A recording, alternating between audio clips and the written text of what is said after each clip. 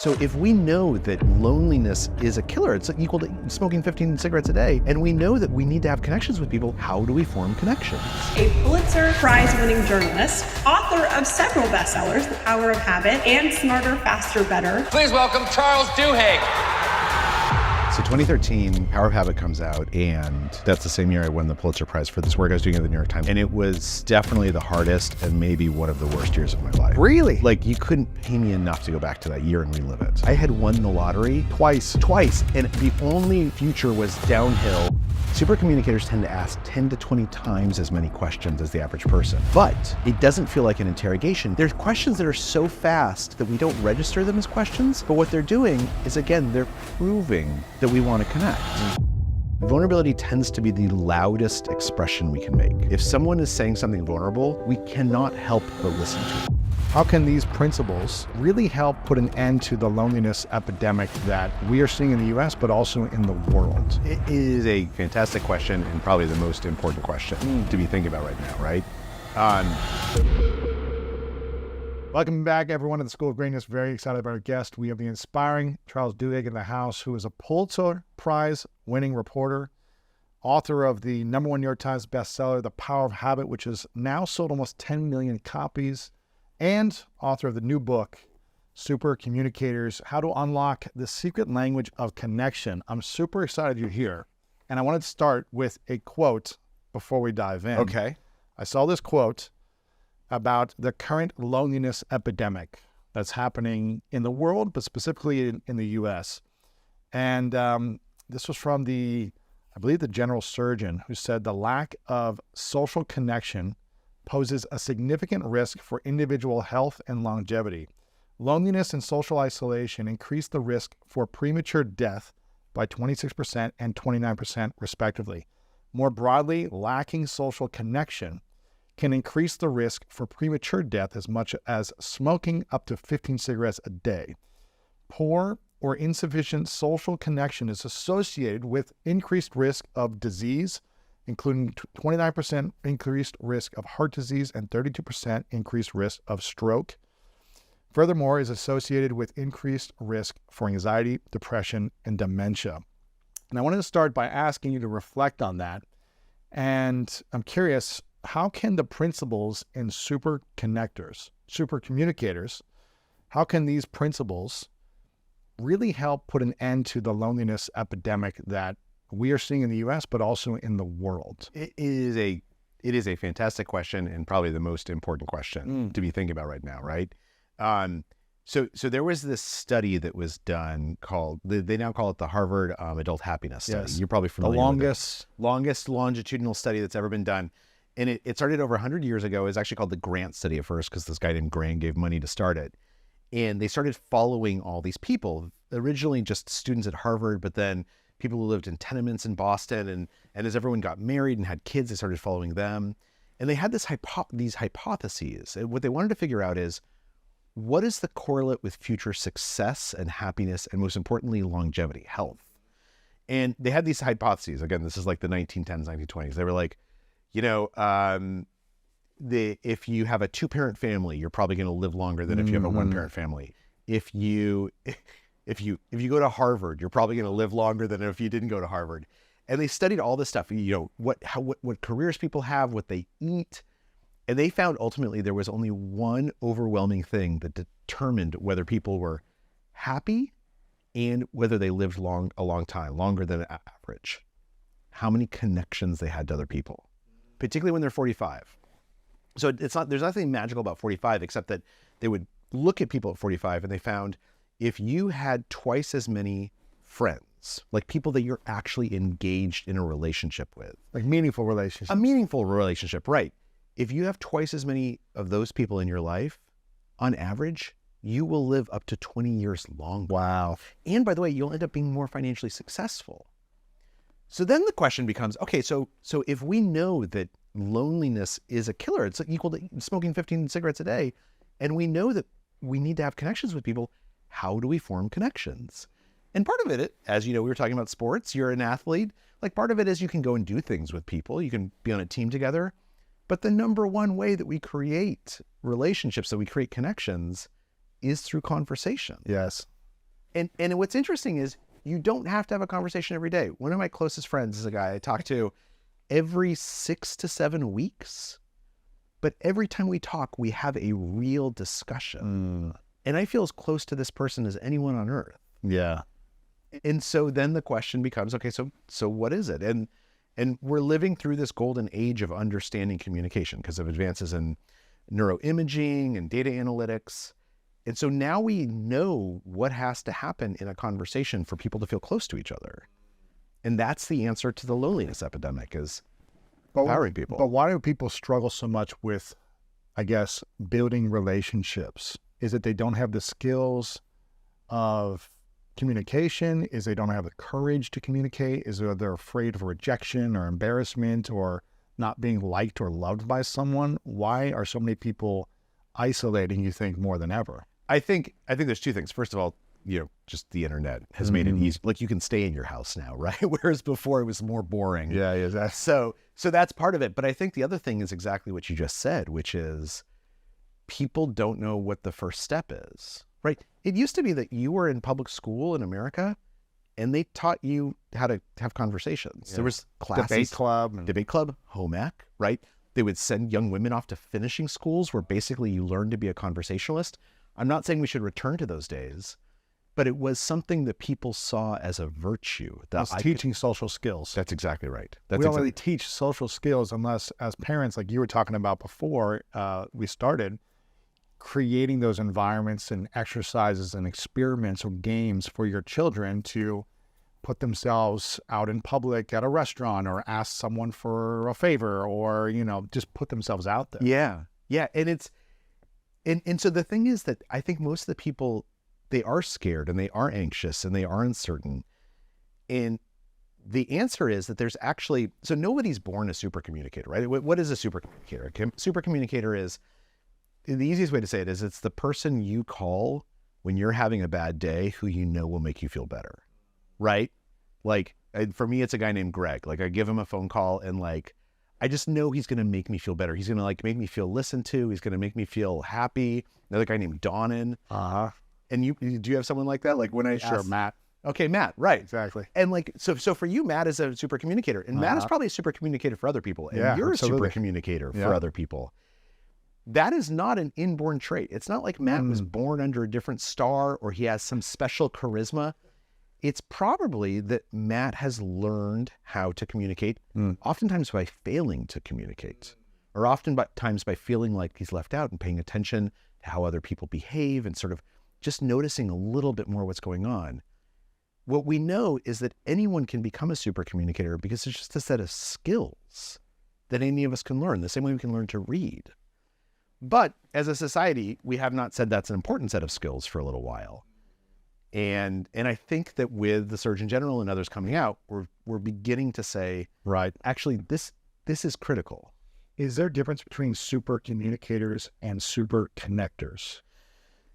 So I think that there's some people, the answer is yes, depending on what you mean by super connector. There's sometimes there's super connectors who are kind of transactional, right? Super surface level, or transactional. Or they just know everyone and you're like, I need a favor. And they're like, oh, this guy can help you out.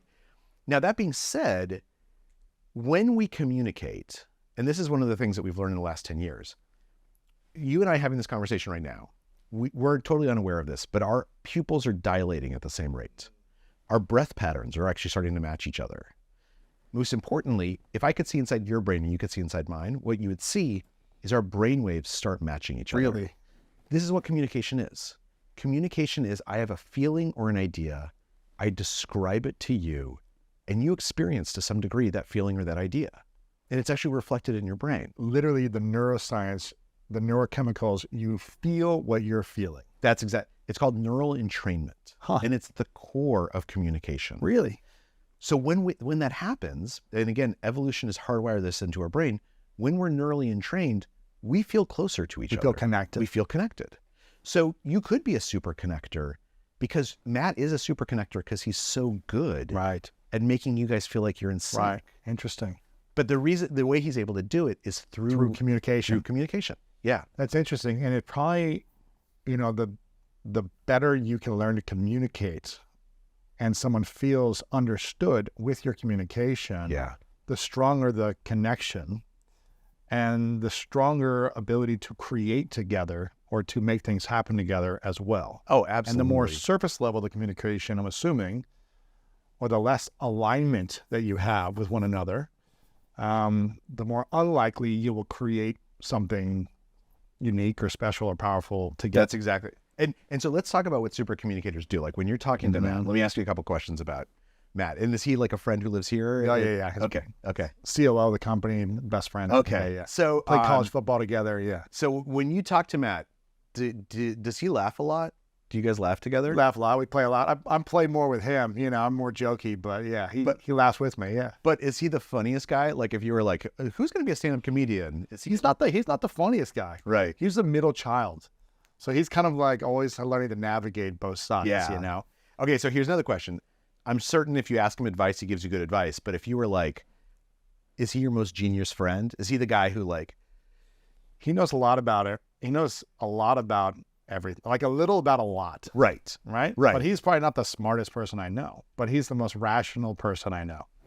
That is key. And my guess is, and tell me if I'm getting this wrong, I'll bet you if I watched you guys talking, what I would see Matt doing to you and you doing back to him is that when you say something to Matt, he proves to you that he's heard you. He proves to you that you're listening. Yeah, for sure. And there's this thing called looping for understanding that's actually like a formalized way of doing it. Looping for understanding. Looping for understanding. What does that mean?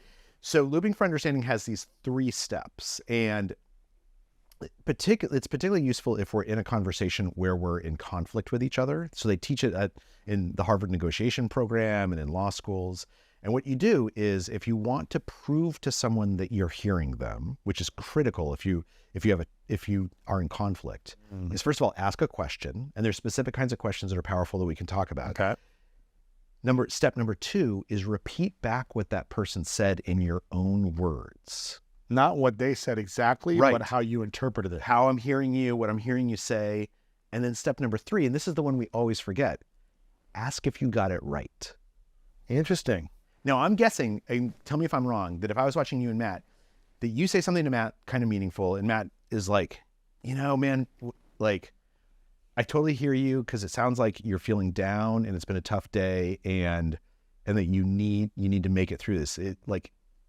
Did I get that right? Like, does he do stuff like that? Yeah, I mean, I guess when you're that close, you don't need to know that you got it right. Exactly. You just get it right. Right. Yeah, you're just so in sync that if he didn't get it right, I'd be like, no, that's not how I feel. That's exactly right. I would correct him because we have that type of relationship, but that makes sense. And I think that's what a lot of therapists do too. Yeah. It's almost like they'll ask a deeper question. Let me understand deeper. What I'm hearing you say is this.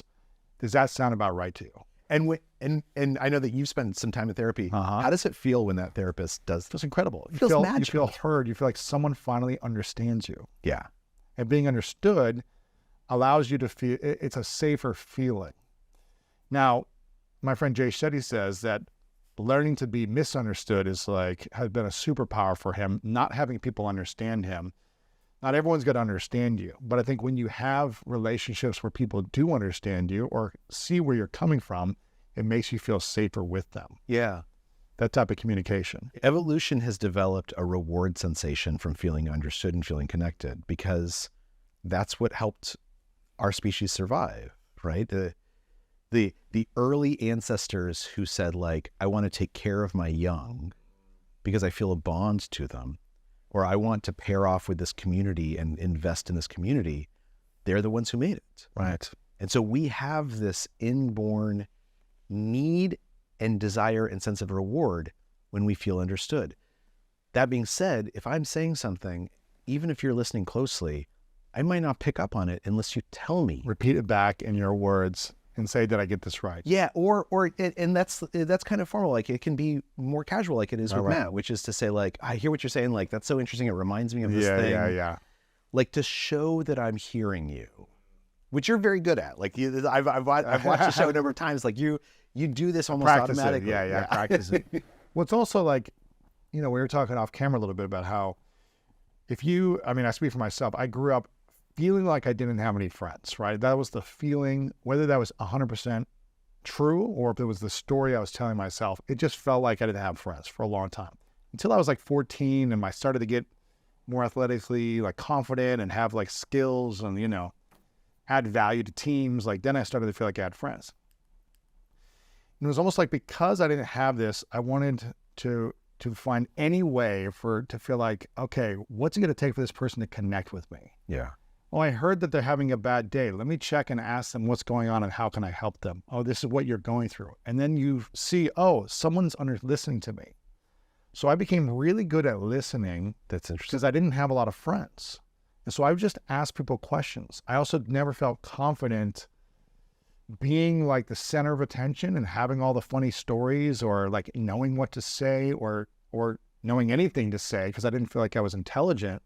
So I would ask questions because that was the easiest way to build relationship. Right.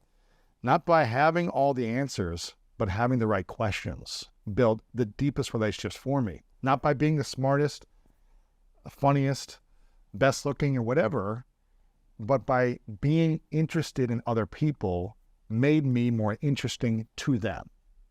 And just being an attentive listener.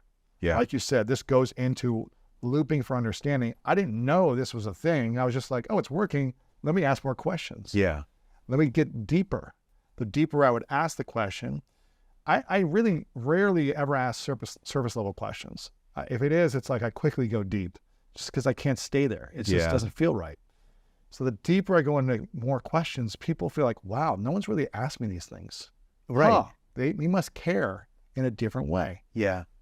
They must be curious about me. Wow, that feels good for someone to be interested in what I really think or feel about this situation. Yeah. And I did it out of like necessity, out of like, survival mechanism, essentially as a kid. But it ended up being a superpower as an interviewer now.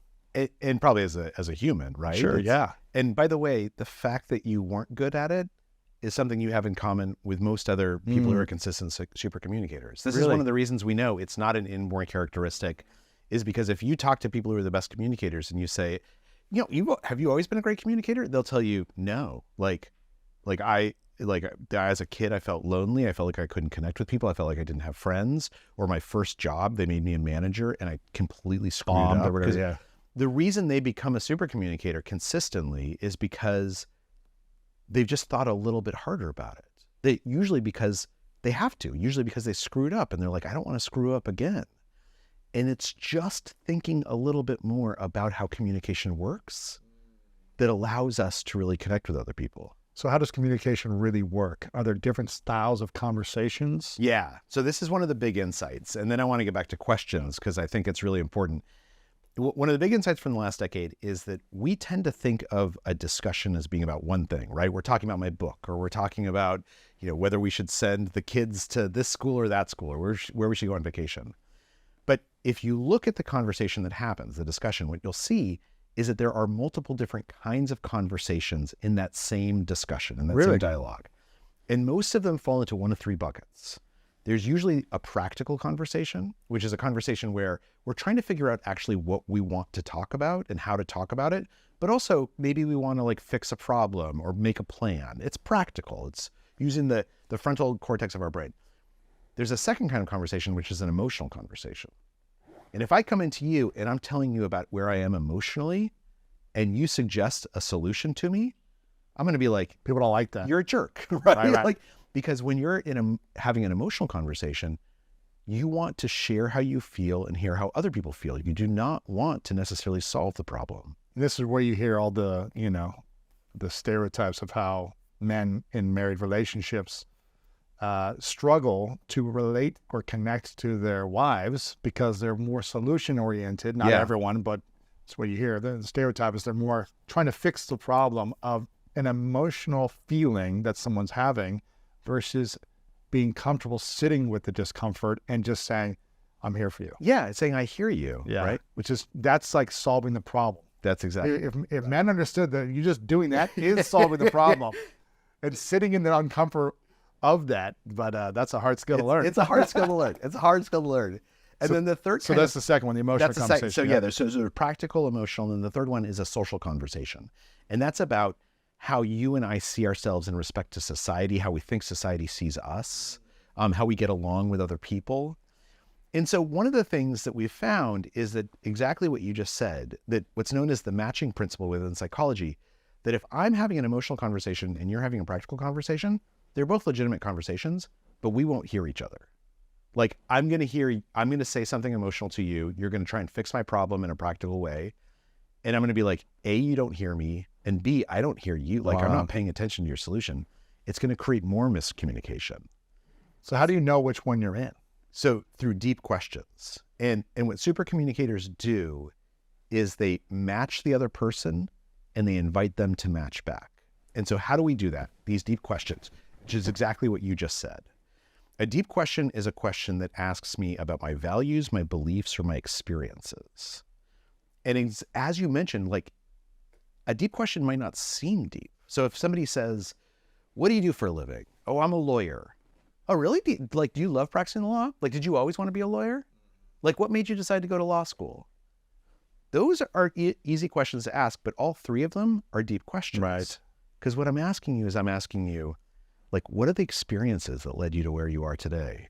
What are your beliefs that motivate going into the law? What are the values that your work means to you?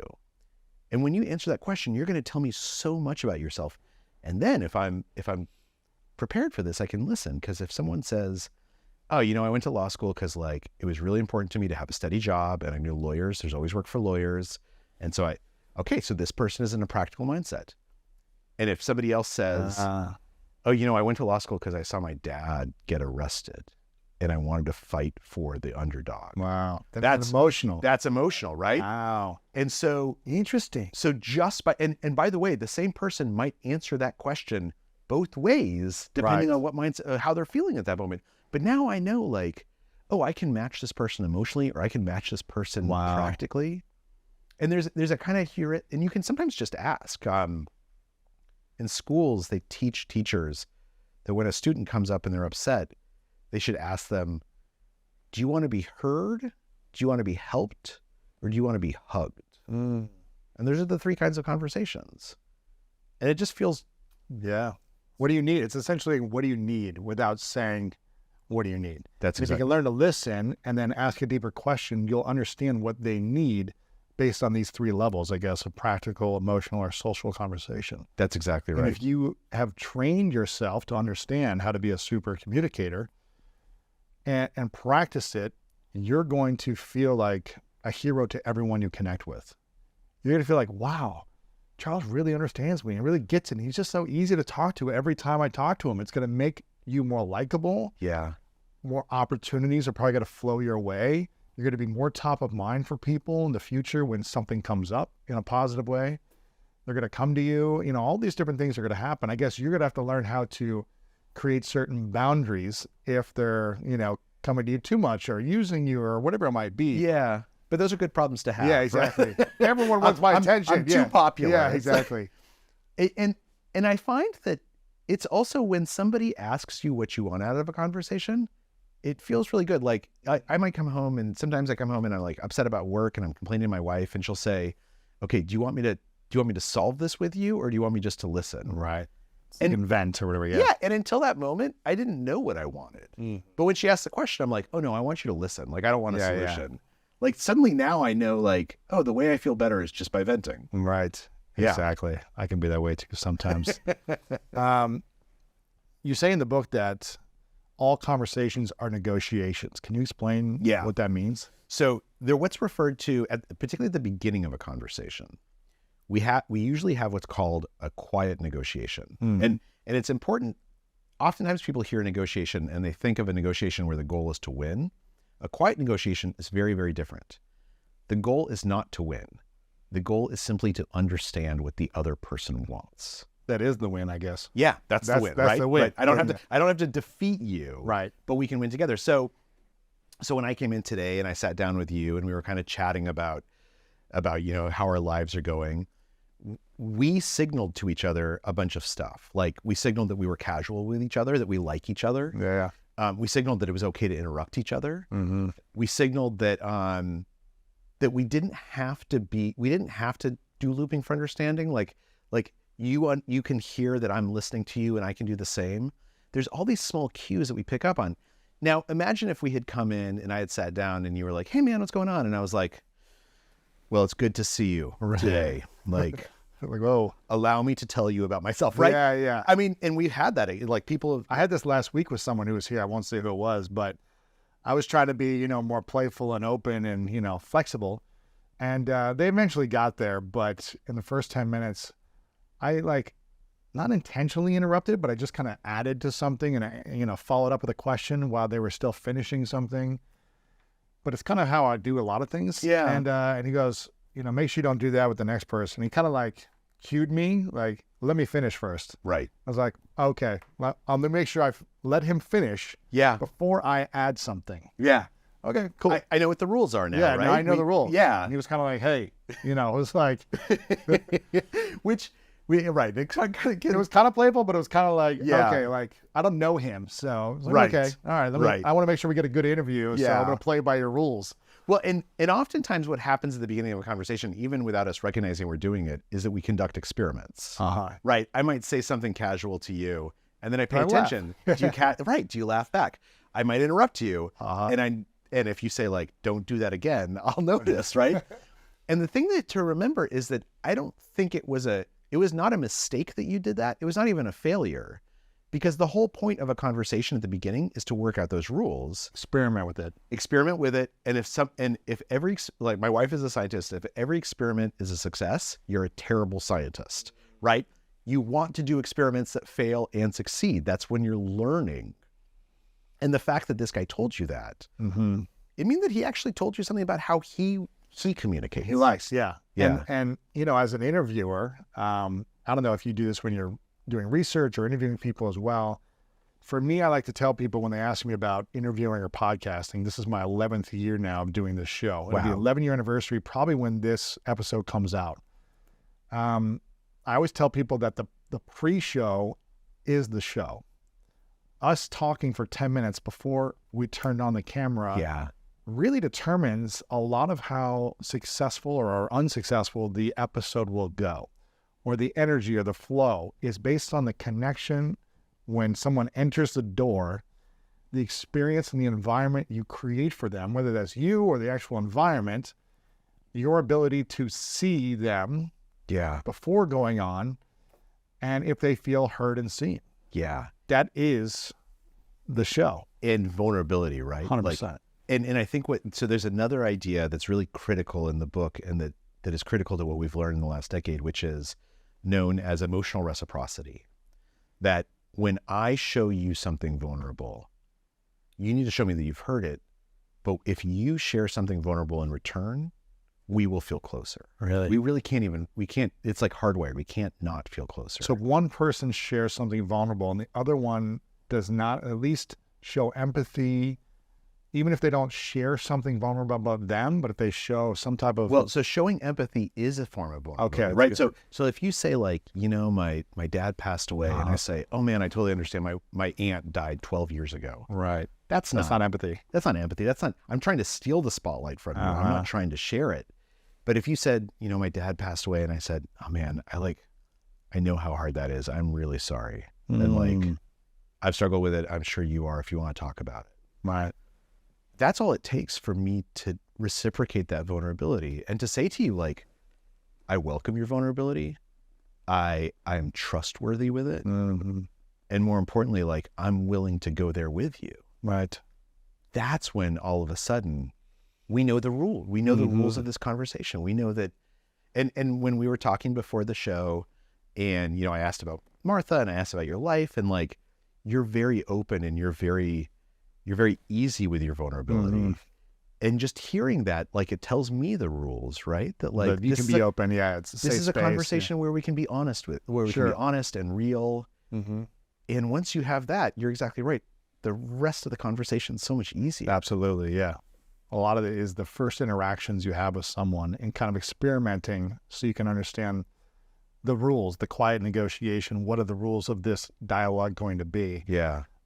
Speaking of honesty and challenging conversations, how can a super communicator that might be avoiding hard conversations with someone that, as a friend or a business colleague or their partner, their intimate partner, how can a super communicator, I guess, navigate conflict, disagreement, or challenging conversations to create a win-win? It's a great question. Right.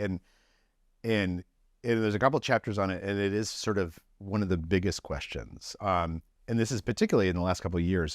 There's a chapter about the story of what happened at Netflix, because there was an executive at Netflix a couple of years ago in a meeting used the N-word. And very quite rightfully, the rest of the company was like, this is totally unacceptable. Wow. But it threatened to actually divide the company, because this was a popular executive. Some people were like, look, he didn't mean it as a slur. He was using it as an example. And other people were like, this is unacceptable. You can't, like, He's got to be gone. Yeah. And it took 4 months for them to fire him. But at that point, the company was on the brink of civil war. And so the culture wasn't good. The culture was just tearing them apart. So they hired this woman, Vernee Myers, who's an amazing woman, to come in. And the first thing that she did is she said, okay, look, instead of avoiding conversations about race, we're going to have conversations about race. But here's how we're going to do it. We're going to start each conversation by acknowledging this is going to be awkward. Like, and by the way, I'm going to make a mistake. You're going to make a mistake. We're going to say things that, like, don't really come out the way we intended. It's going to be hard. And number two, everyone at this table deserves to be at this table. So simply, obviously someone who's Black belongs to this table, but if you're white, you also have a racial experience. And, like, we need to hear that experience. You can testify, you can witness how your life has been as an expert. And everybody at the table has an equal right to talk about their own experiences. And that worked at Netflix.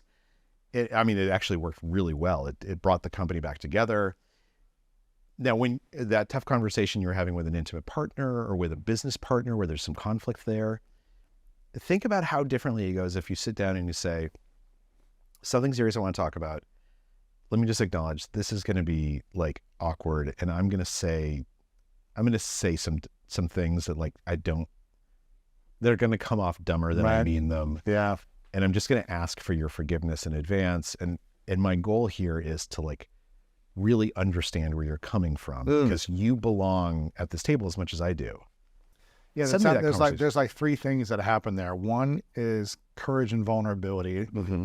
It's like, hey, I want to have a challenging conversation with you. So it's like you're being vulnerable and you're being courageous. Absolutely. Talking about something challenging. The second thing is really saying, it's going to be hard and I'm going to make some mistakes. I may not say everything, so asking for forgiveness, which is also vulnerability. And then I guess really the third thing is, like, I really want us to come to a good place at the end. Yeah. I want there to be a win-win from this challenging conversation. I think Chris Voss talks about a similar concept around that, the former FBI negotiator. His book, I think, Never Split the Difference, where he's like, the best way to negotiate something challenging is to say, this is going to be a hard conversation. Yeah. You're not going to like it.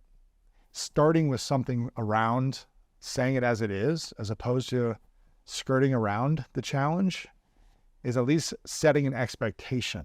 And then people would rather know what the expectation is going to be. It's like when a doctor says, it's not going to hurt that much, but then they pinch you and you're like, that was really painful. Right. It's like I had to do like an implant surgery, like with a fake tooth, right? Oh, wow. And because I had teeth removed when I was younger, and so they put these teeth in the last couple of years. And I asked the doctor, I go, how painful is this going to be? And he's like, it's going to hurt. He was like, it's not going to be comfortable. He's like, there's going to be pain.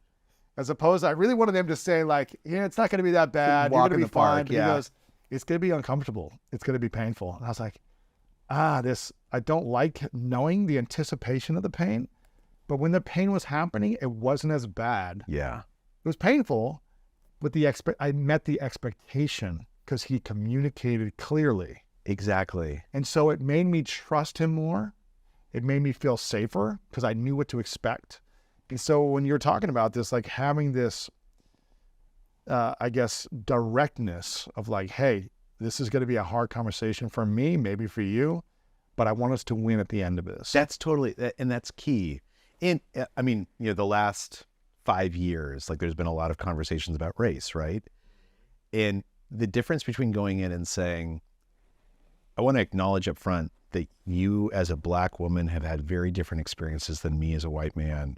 And I want to really understand you, versus having a conversation about race that we've been forced into where we never acknowledge that actually we're talking about race.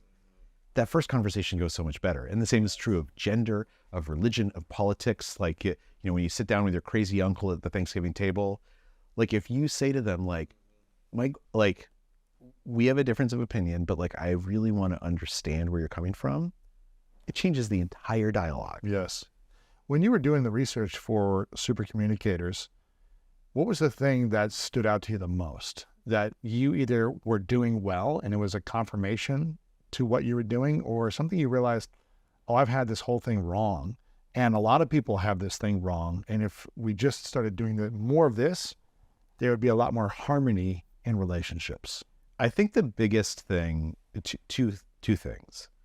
The first is listening for and engaging with people's emotional conversation. So think about how frequently, like, you're at work and you talk to someone and you're like, how was the weekend? And they're like, oh man, my son graduated and I was just so proud of him. Or actually it was a tough weekend. Like some stuff came up. And our instinct is oftentimes to go straight to the practical, be like, sorry to hear that. Like, let's talk about next year's budget, right? Let's get down to work. Right. But if you just take a beat and you match that person and you say, like, tell me about your son. Like, I can't wait. Like, tell me what he's like. Or you say, like, I'm sorry that it was like a tough weekend. Like, I've definitely had tough weekends. If you ever want to talk it over with me, I'm here for you. That engaging that emotional conversation, allowing yourself to recognize it and saying, like, this is actually an important part of communication. That I think has been super powerful. Really?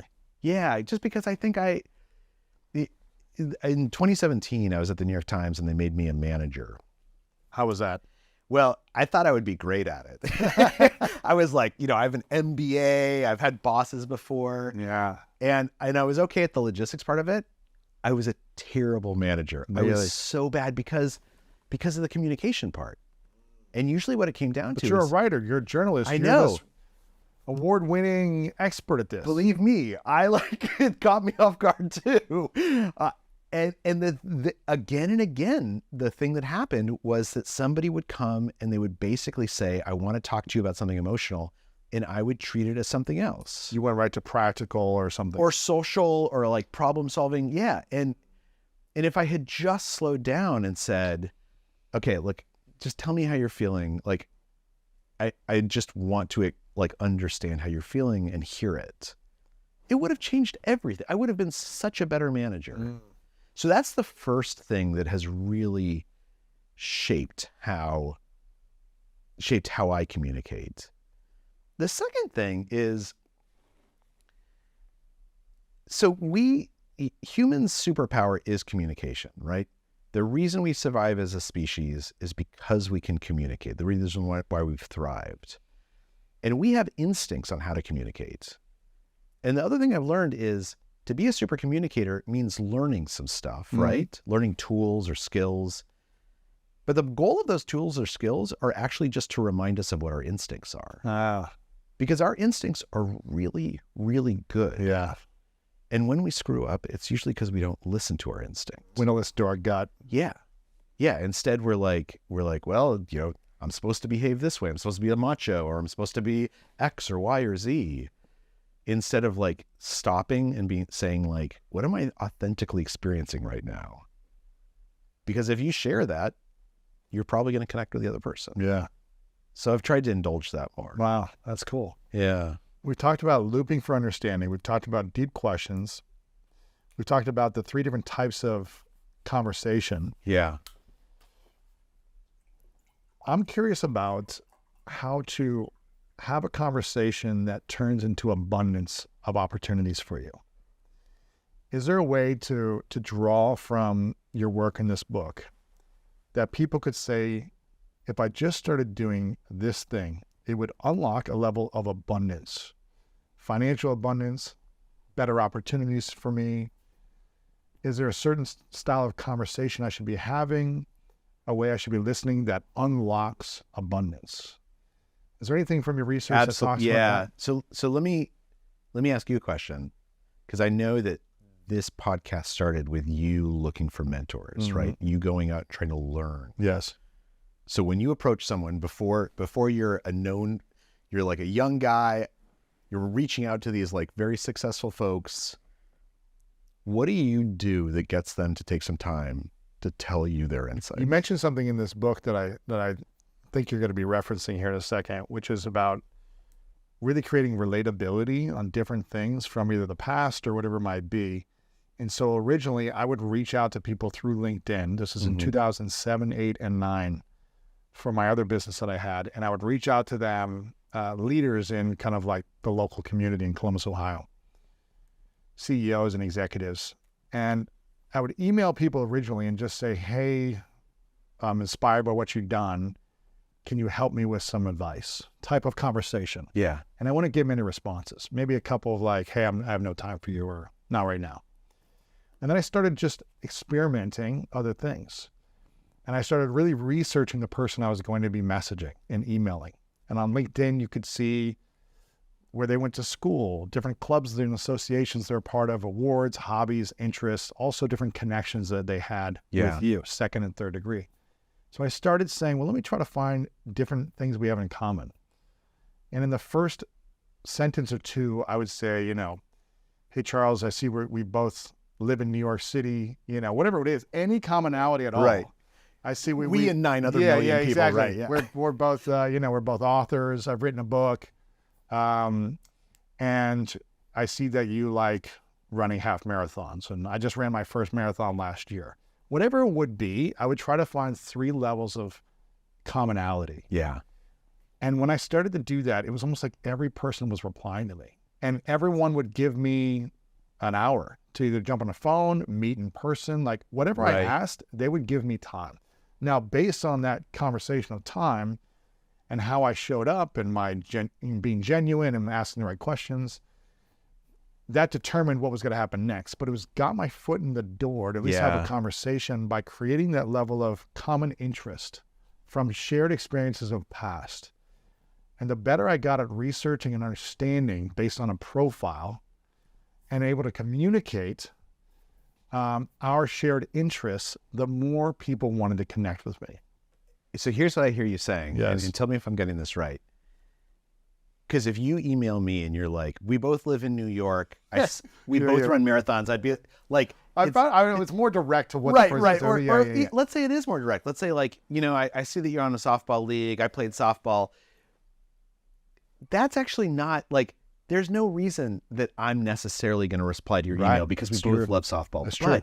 What you're really saying is, I'm proving to you that I want to connect. I'm making an overture. I'm not just dropping you an email because you're a famous person and like, I said 30 of them today. I actually spent some time.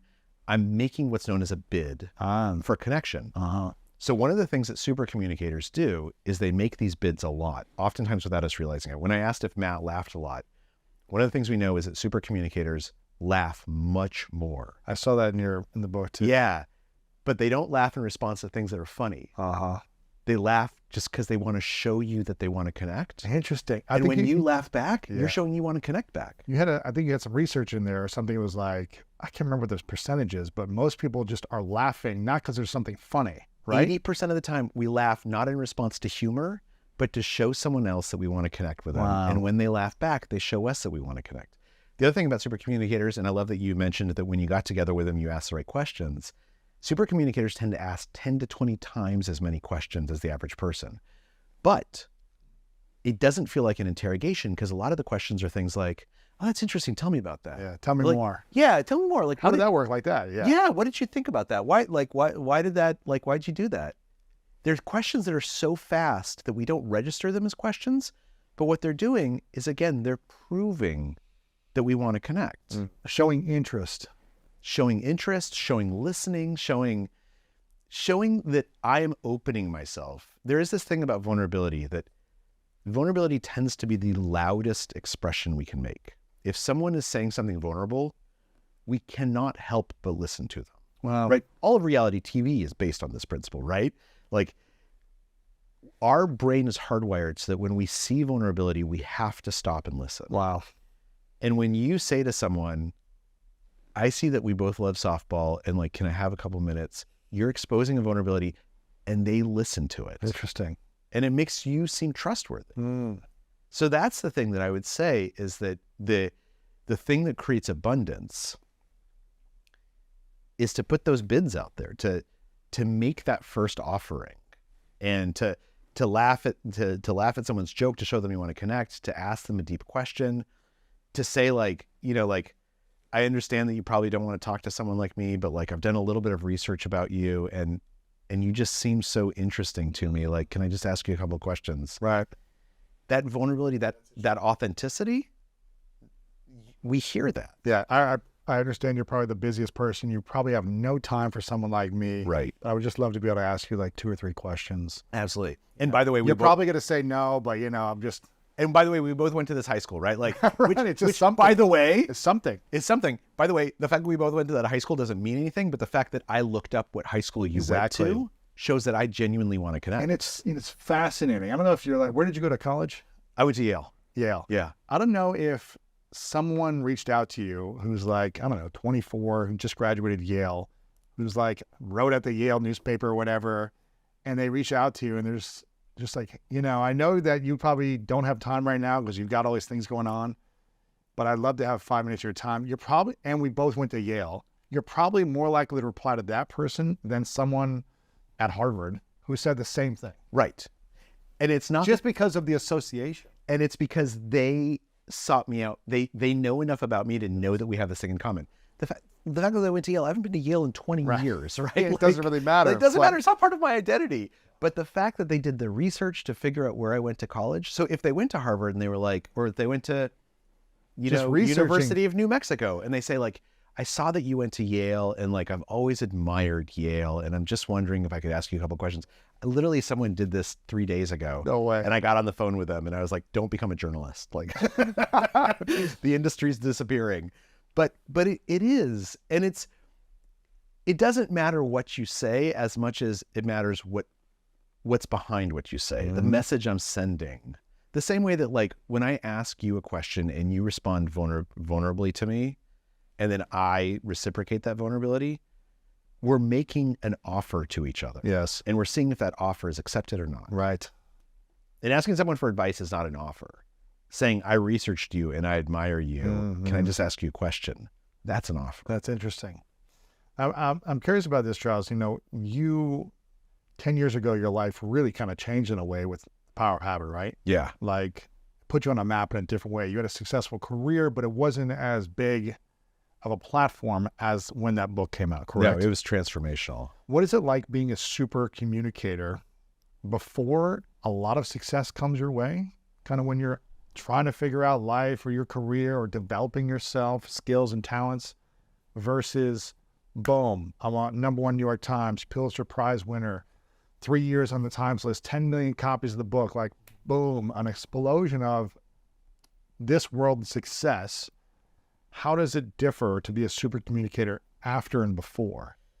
So I think the thing that happened, I will say, so 2013, Power of Habit comes out, and that's the same year I won the Pulitzer Prize for this work I was doing in the New York Times about Apple. Had nothing to do with habits. And it was definitely the hardest and maybe one of the worst years of my life. Really? How is that Yeah. possible? And the reason why is because it went to my head and I stopped listening to my instincts. Like I just got like blocked from like leading up to that.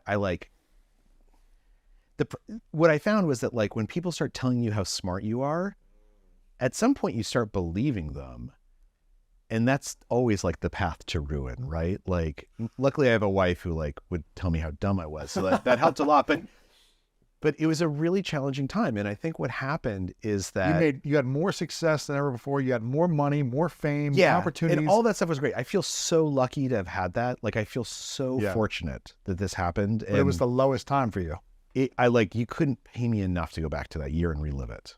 It was so hard. I felt like every single opportunity, like I felt like I was on top of I had won the lottery And Twice. yeah, twice.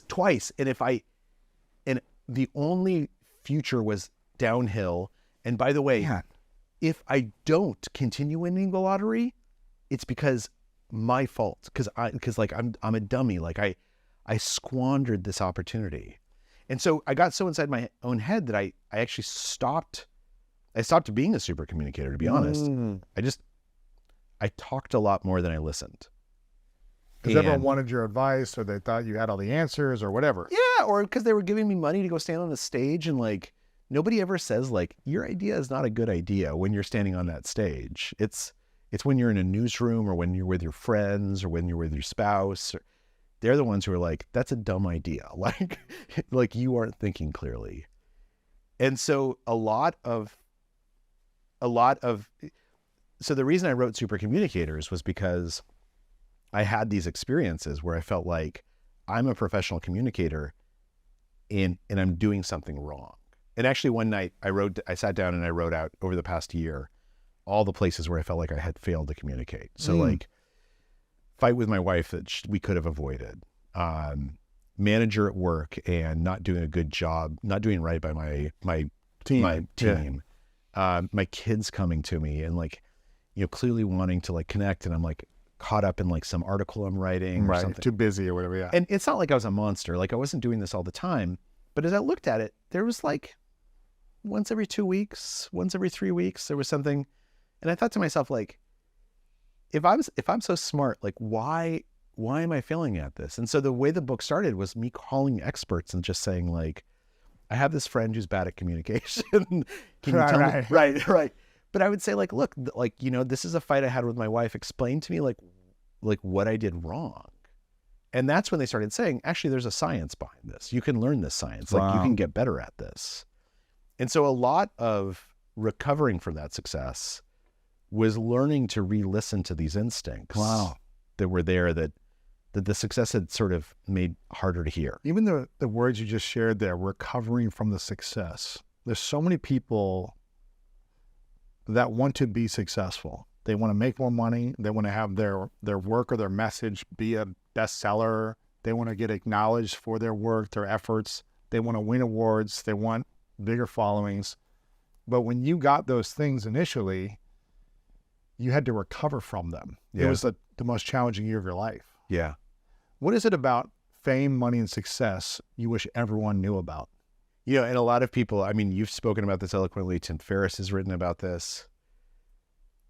The problem is that when you're chasing something, and the chase is glorious, right? The chase is pure. It feels so good. Like you know what to do every morning when you wake up.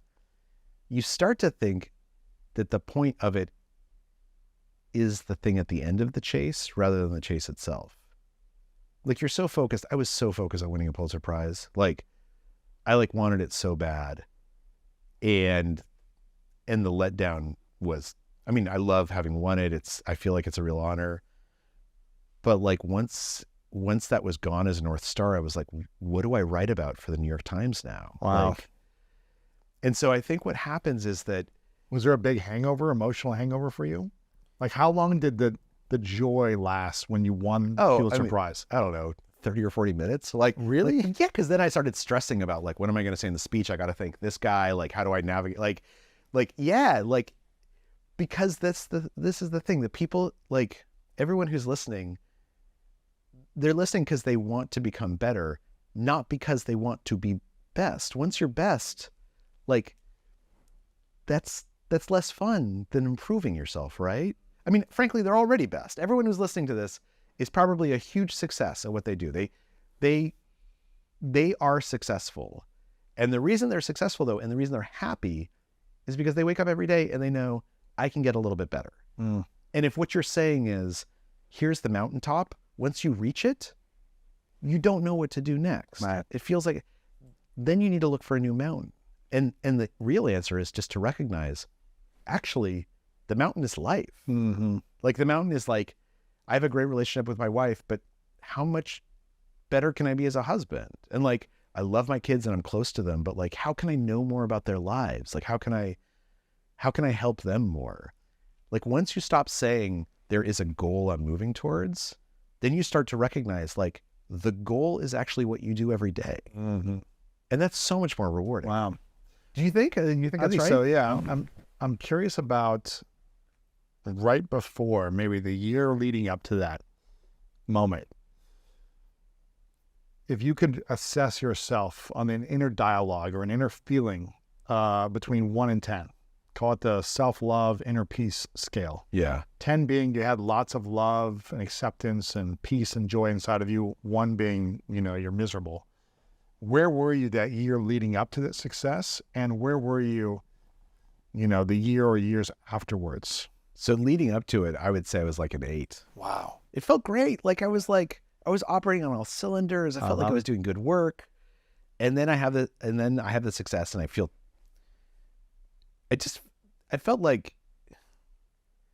anticipatory regret. I felt like I'm going to make a mistake, and I'm going to feel like the stupidest person ever for not taking advantage of this opportunity. Really? And it took a couple of years for me to get back to being an 8. And the thing that happened was I wrote another book that did not do very well. So I wrote a book called Smarter, Faster, Better, which I think is actually, I loved writing it. I think it's a good book. It was a good book to write. It's not a good book. It's not designed as a book. It's too random. Okay. And I wrote it because I thought that it's what readers wanted from me, rather than something that I was really wanted to create. That I wanted to create. And it did fine. It sold over 1 million copies, but it was nowhere near like The Power of Habit. Nobody talks about it. 1 million copies is a massive success. It was great. It was great. Yeah. And people, but afterwards I thought to myself, the next book I write, it has to come from a question I actually want to answer for myself. Right? Again, the journey is more important than the destination. Yes. Because the destination is one day, and the journey is years leading up to it. You got to be excited about it, interested in it. You got to be excited. You got to be interested. You're going to spend so much more time in the journey than you are in the destination. Yeah. So if you're only thinking about that destination, you're missing a lot that's happening around you. Wow. Can I ask you? Because I know that your athletic career, your football career, was cut short by an injury. Mm-hmm. When that happened, what was that like afterwards? Was there? It's pretty depressing for about 1.5 years. Yeah. Sadness. Well, I had a surgery, so I was in a cast for 6 months in this position, in a full arm cast, where I couldn't straighten my arm. Couldn't turn it or straighten it for 6 months, except for every 6 weeks they take it off to replace it. And I was like, oh my gosh, 6 months like this, living on my sister's couch, making no money. And this was in 2007 and 8 when the economy crashed. Yeah. Housing market crashed. So people weren't hiring. I didn't have a college degree yet. I left early to go chase the dream of football. Right. I had 5 credits left, but I was like, I didn't study in school though. So I didn't have confidence from school to get me a job or something. So I just felt like, what am I going to do the rest of my life? So what pulled you out of that? What's the turning moment that Well, I felt I had a lot of time alone, and I felt I was listening to my inner voice that's saying that I was meant for more. There was something more that I was supposed to do. I didn't know what, but I knew I needed to just take action on something and course correct along the way. So I didn't know what direction. And I started with a list of my fears. And I said, I don't want to be in fear anymore. I don't want to be afraid of my insecurities. So I started writing down a list of my fears. Public speaking was at the top of it. Salsa dancing was one as well. Learning a musical instrument, all these different things that I was like, I'm just not good at these things. Right. And the downside of getting injured is I couldn't practice my sport anymore. The upside is I had all this time. Yeah. I had unlimited time, essentially, to attack all my fears. And that year after that, I went to Toastmasters every single week for a year. I found kind of a coach mentor that helped get me into Toastmasters, that recommended it, and would give me feedback on my little 5-minute speeches that were horrible. And I would study every single week. I would practice, I would rehearse, I would film myself and get better at that. I went salsa dancing 3 times a week. I was obsessing about salsa dancing at night to go to the clubs. I did group lessons, private lessons, like anything I could do. I would beg people to teach me. I was listening on CD to like a CD of all salsa music and just practicing in my mind throughout the whole day, then practicing at night physically. Going to Toastmasters. I was being a super communicator and connector. I was on LinkedIn all day, reaching out to people, trying to connect with people to find opportunities. So I was building relationship skills. All these things that I was insecure about, I started to apply them. And it gave me an incredible gifts. It gave me more skills. It gave me connections. And one connection led to the next opportunity. And so I just tried a lot of things, which I might have been distracted, but it was a season of trying and experimenting. And that led me to my first kind of money-making opportunity, an online marketing company that I created.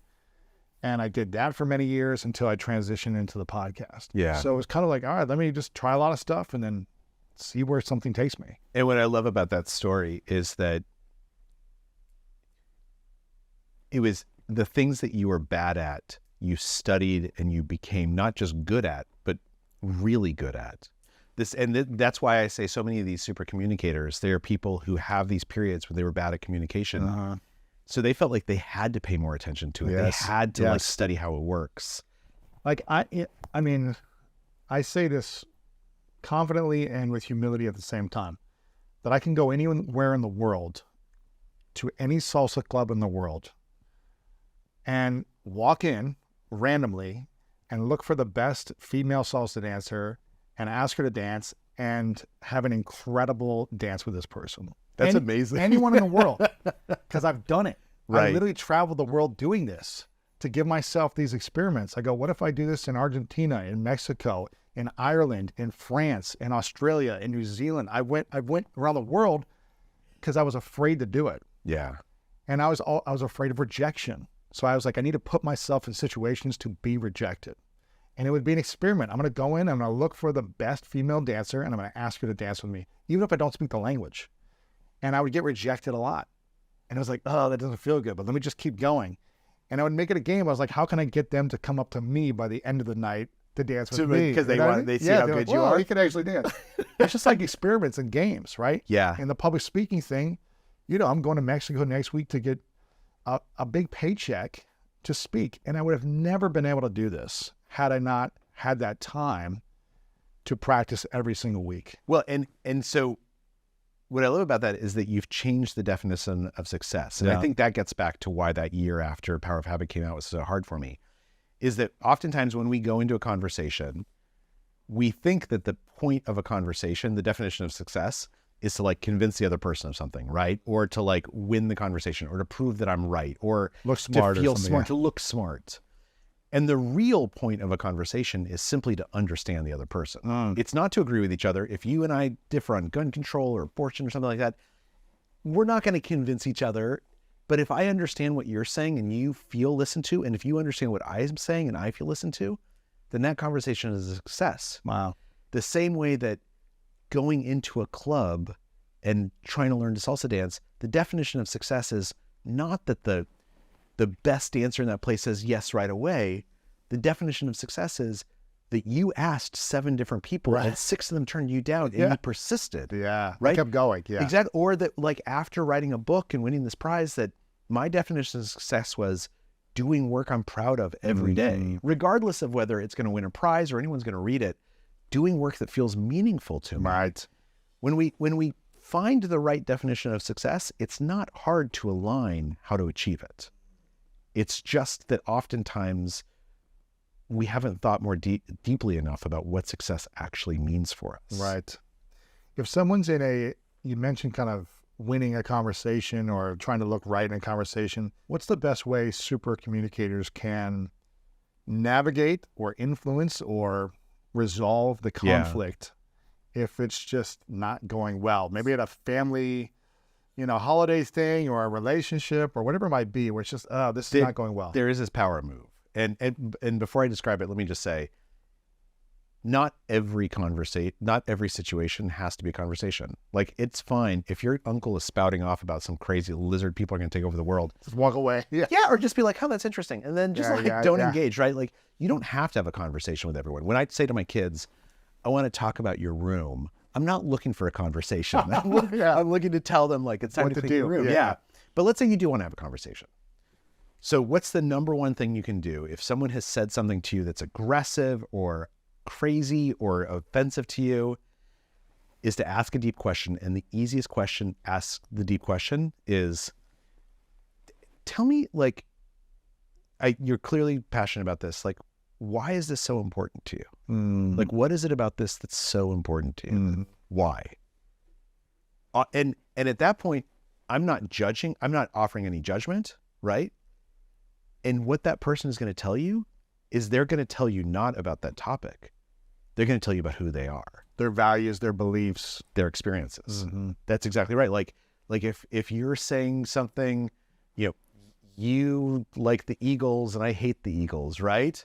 And I say to you, like, why are the Eagles so important to you? What you can tell me about is like me and my dad used to go, and it's so meaningful, this relationship and these moments. Yeah, all that stuff. And I know what it's like to have meaningful relationships with a dad, right? Like I had those moments, like that's something where we can connect. And the fact that I think that you're an idiot for liking the Eagles, Right. which let me just say, I love the Eagles, but as an example, but like suddenly we're not talking about this thing that's a source of conflict. We're talking about who we are. And the truth is you are an expert on who you are. Like I can't even question your expertise on your values, your beliefs, your experiences. So once I put you in a position where you can confidently talk about who you are, you're just much more relaxed. Right. And you're willing to listen to me. That's cool. What if you know the person's wrong? Like you're like, oh man, this person's just so emotionally irrational that they're not listening to me, also my side. Like, what if you just know, like, nah, they're wrong? Yeah. Maybe they're not, but you just feel, gosh, whatever they're saying, their just belief is just not the right belief. So there's been a ton of research on this because of COVID. So when the COVID vaccine rolled out, there was a lot of people who were anti-vaccine. And the CDC basically said, we tried lecturing at them and that didn't work, clearly. So now we need to understand how to communicate with folks, not to try and necessarily force them to get the vaccine, but just to understand why they're saying no to us and to understanding if there's another way to presenting this information. And so they did a ton of research and a ton of experiments. And what they found was that the most effective technique is something called motivational interviewing, where I ask you that why question. So if someone comes in and they say, I'm opposed to vaccines and I'm a doctor, it'd be really easy for me to say, like, let me show you all the evidence about why vaccines are great, right? Let me show you. But a better way is to say, tell me why, like, A, why you're anti-vaccine, but B, tell me why this is important to you. Like there's a lot of things you could have told me. The fact that you're telling me this means that it's meaningful to you. So they answer that question. And then I hear something that they say that indicates a value, a belief, or an experience. They say, look, I'm really worried about my kids. I've heard rumors that this vaccine can hurt kids. It'd be fine for old people, but for my kids, I'm really worried about it. Then you can say, again, you're an expert in you and I'm an expert in me. You can say, I totally hear what you're saying. I have kids too. I'm really worried about the safety of my kids. The thing that's hard for me is that I see kids come in every day who are unvaccinated and they're sick and I can't help them. Right. And that really, like, it's just hard for me to see that. Now, I'm not telling you you're wrong. I'm not telling you you're dumb. I'm not telling you you don't know what you're talking about. I'm telling you about my experience because we have something in common. We both care about our kids. Right. It's good. And what's amazing is I've talked to dozens of doctors who have been taught how to do motivational interviewing. They say that again and again, what happens is that person starts the conversation by saying, I'm against vaccines. I'm never going to get vaccinated. They feel listened to. They feel like the doctors heard what they said, reaffirmed what they said, shared their own experiences. And at the end of it, they're like, like I'm willing to try it. Right. Like I trust you, so I'm willing to try the vaccine.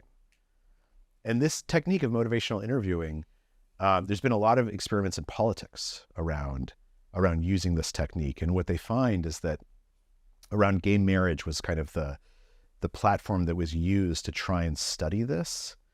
The most effective way to get someone to support gay marriage who has said that they do not support gay marriage is to ask them what they think about marriage. Don't argue with them. Don't disagree. and then say, I think marriage is really important too.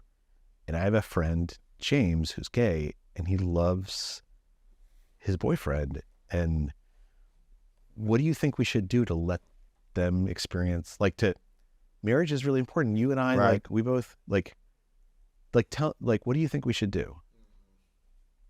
Help me understand where you're coming from. That actually is what That changes worked. people. It worked overwhelmingly. Wow. It worked. It was like a 6% change in the elector in the people who were polled, which in politics, you don't change 6% of minds on anything. Wow. And it was because they didn't argue. They just listened. Didn't and tried say to you're understand. wrong, you're right, or whatever it is. Yeah, They just said, it's what's a better solution? How can we make this work? Or And we both believe in this thing. We Yeah. both think that marriage is so important. And I love this guy, James. And maybe someone who's gay, and if they came to you and they said, I love this person and I want to show my love for them, and you just told me how important marriage is, how do we Right. give that to them? yeah, Then suddenly it's we're on the same side of the table. We're solving you're agreeing with something. Yeah. Yes. We're solving this question together Interesting. instead of at odds with each other. Right.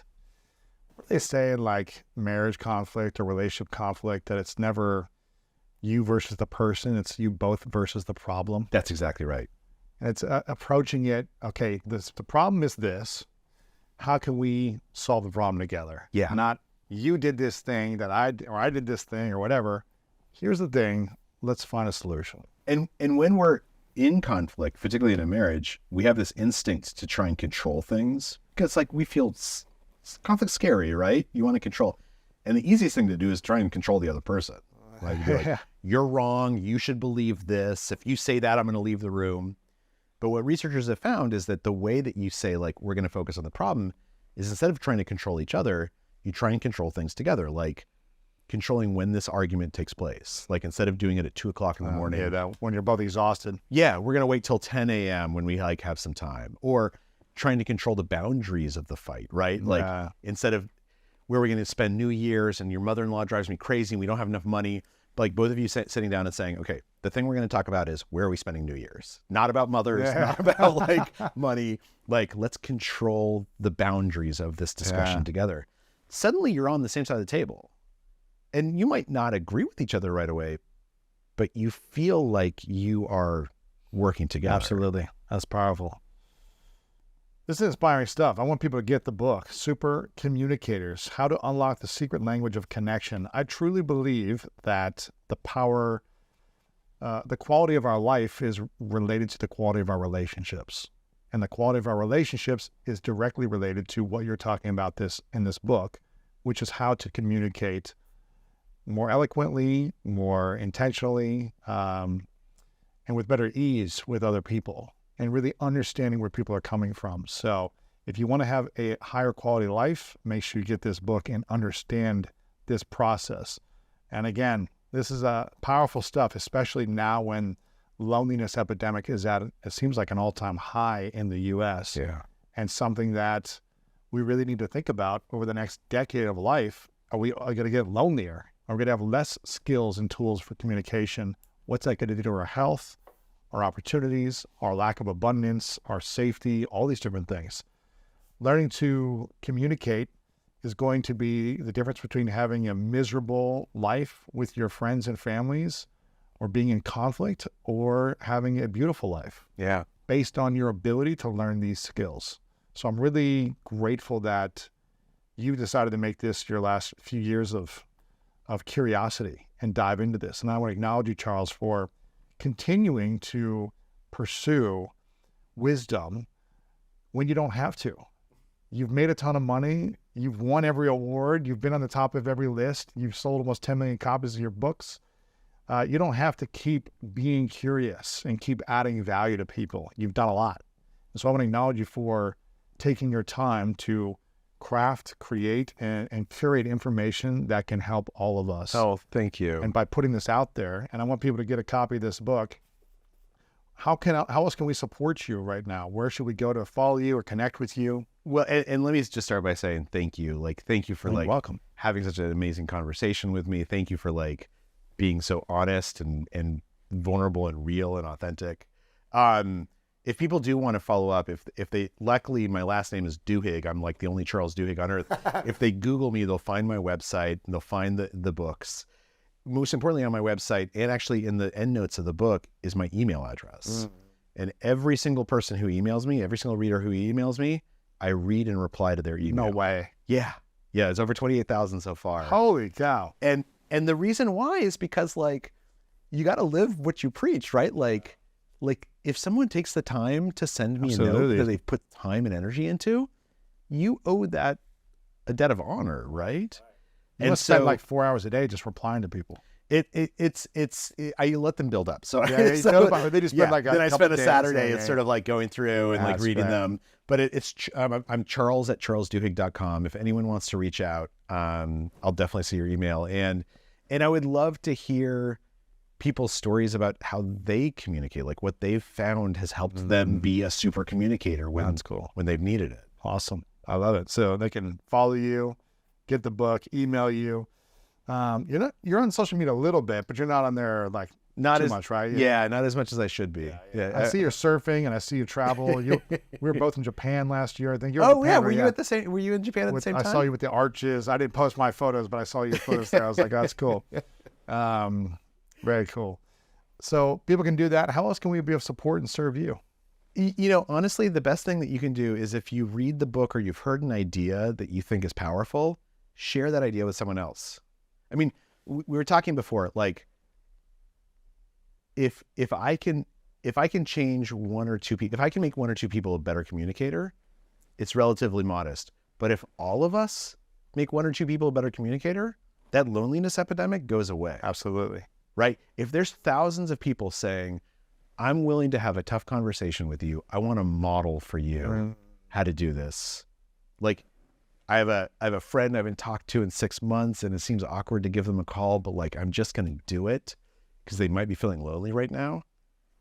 That is the truest gift that I think someone can give me and themselves in the world, is just to reach out and to try and communicate. Yeah, that's cool. That's cool. I asked you this the last time we had a conversation, but it was a while ago. This is a question I ask everyone at the end called the 3 truths. So hypothetical scenario, you get to live as long as you want to live, but it's your last day on earth. You've created everything you want to create personally, professionally, hobbies. You do it all from this moment until that day. But you have to turn the lights off and go to the next place. And for whatever reason in this hypothetical question, you have to take all of your work with you. So no one has access to this book, any book, articles, interviews. It's all gone. Yeah. Hypothetical. But you get to leave behind 3 lessons you know to be true from your whole life's experience, everything you've learned. What would be those 3 truths for you that you would leave behind? So I think the first one is just pops into my mind immediately is the more you invest in your spouse and in your kids or whatever your relationship is, that's the closest relationships you have, every single ounce of that investment will be worth it. And it will be returned to you in like 10x. And there are so many times, particularly when we're chasing success, that we don't invest in the people around us. And whatever that prize is that you get, whatever that money is that you get, it's nice. It's freeing, but it's not as nice as like a wife who loves you or kids who enjoy spending time with you or a husband who like thinks the world of you or just having like a great friend who you can call anytime. That's a beautiful one. So that's number one. Number 2 is... I don't think I've ever heard that one. Oh, really? I don't think I can remember hearing investing in people like that and how it will return in your investment. So that's really cool. So the second one I think is it is always worth betting on yourself. Like, when I went to business school, I graduated with my MBA and I decided to become a journalist, and I was the lowest paid member of my class for the next 4 years. Like, I went to Harvard Business School. Everyone went to go make a ton of money. I was making, I think, $40,000 my first year and I had like 90 grand in student loans. But the thing is, I was like, look, I'm going to bet on myself. Like, I think I can figure out how to make a career in this. Wow. And everyone I know who succeeded they've succeeded because they bet on themselves, not because they bet on the safe course, not because they bet on what the wisdom of the masses. It's because they bet on themselves. So bet on yourself. And then the third one is that as soon as you get something, you don't really enjoy it until you start giving it away, right? Like I found, I was lucky enough to make some money from the Power of Habit, and I have tried to give to charity, and I've tried to support my friends, and I have never felt as rich in my life as when I give a check to someone who needs it. Like, otherwise, like, having a lot of money is great because it frees you up, but it can also be a little stressful, right? You're like, managing all these things. Yeah, am I taxes, spending too much, taxes, X, Y, and Z? It's a good problem to have, but it's a problem. But then we started this scholarship for new writers who work at bookstores. And like, when I sent over the check, I was like, man, this is like the richest I've ever felt in my entire life. So I think that's true, not just of money, it's true of like influence and kindness, right? Sure. That like as soon as you find something, it's when you give it away that you're like, oh, this is something I actually have. Wow, that's cool. Those are great lessons, man. I love that. So wait, what are yours? Can I like, do they change? They've definitely evolved over time, but I would say my 3 truths in this moment would be to live in gratitude. Yeah. And to really have a perspective of life and look at the beauty and the gratitude of the things that are happening as opposed to the negative sides of things. Living in gratitude always makes me feel better. It always puts me in a state of appreciation. And when you appreciate something, it tends to appreciate in value, even emotionally. So live in gratitude would be number 1. Number 2 would be to make your health a high focus daily. Physical, emotional, spiritual health. Yeah. When you're sick, all you care about is being healthy, and it's like, there's no other problem that matters in the world when you're sick, except for that thing. When you're healthy, you can have lots of problems, but it's like when you're sick, you've got one problem. Yeah. Getting healthy again. So stay healthy, because I think that'll enrich your view of life, your relationships, everything. You'll be able to move with more ease in the world and have more energy. And the third would be to live in service. This is really living in service in relationships. Being a great listener, a great communicator, I think is a service. Yeah. I remember when I was starting after football and starting to meet with these kind of mentors, I didn't know what value I could add to people. I didn't have skills. I didn't have money. I didn't have talent. I was just like, they're meeting me, but what can I do for them? Yeah. And I started to realize that asking them the right questions where they could reflect and remember stories and share was a great service to them. Yeah. It opened them up. It got them excited. It's like they felt like they were empowering me by teaching. Like I was adding a service to that and therefore developing in deeper relationships. And so living in service to the people around you is how I'd say is my third truth. So Those are really beautiful. gratitude, health, truths. and service. I'm going to totally steal them. I like yours, though. I like yours. Final question for you, Charles. What's your definition of greatness? Honestly, my definition of greatness is that when that day comes, when we die, that people show up and they say, you know what? I just really liked knowing this person. My dad died about 6 years ago, and we went to the funeral, and all these people showed up, so many people. And they just said, like, I like your dad brought some joy into my life. Wow, that's cool. And he did lots of other stuff, right? But like, I don't know what could be greater than when you're no longer there for people to say, like, I'm so glad I knew that person. Wow, that's cool. Yeah. That is greatness. Yeah. Charles, thanks, man. Appreciate Thank it. you. So depending upon my daily interactions, I get so caught up in my world that I don't get my practice. Mm-hmm. And so, like when we started traveling in right after the pandemic, I'm getting ready to go into a hotel. I haven't done a hotel upgrade in a while. And I almost talked myself out of it. Really?